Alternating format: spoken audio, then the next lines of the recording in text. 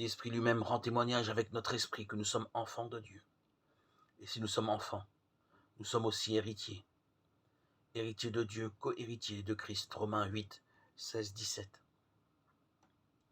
Après la révocation de l'édit de Nantes en 1685, les protestants furent persécutés et leurs réunions interdites. Mais ils se réunissaient secrètement le soir dans les forêts, comptant sur la promesse que Jésus avait faite à ses disciples. Là où 2 ou 3 sont assemblés à mon nom, je suis là au milieu de Matthieu 18, 20. Comme frères et sœurs, ils étaient là autour de Christ, leur sauveur mort et ressuscité. Une jeune fille qui allait à l'une de ces réunions fut arrêtée par un soldat du roi. Où vas-tu si tard? La jeune fille craignait en disant la vérité de provoquer de nombreuses arrestations. Elle ne voulait pourtant pas mentir. Mon frère est mort, répondit-elle avec beaucoup de présence d'esprit. Nous avons une réunion de famille, nous allons lire son testament.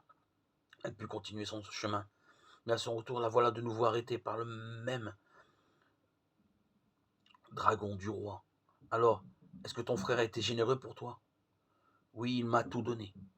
Le Nouveau Testament, deuxième partie de la Bible, qu'on avait lu à cette réunion, lui avait rappelé que le Fils de Dieu venu sur la terre avait donné sa vie pour elle. Elle croyait cette bonne nouvelle et était devenue une enfant de Dieu, selon la promesse que nous lisons au début de l'Évangile à tous ceux qui l'ont reçu, qui ont reçu Jésus comme sauveur. Il leur a donné le droit d'être enfants de Dieu, c'est-à-dire à ceux qui croient en son nom. Jean 1, 12. Et si nous sommes enfants de Dieu, nous sommes aussi héritiers de Dieu, co-héritiers de Christ.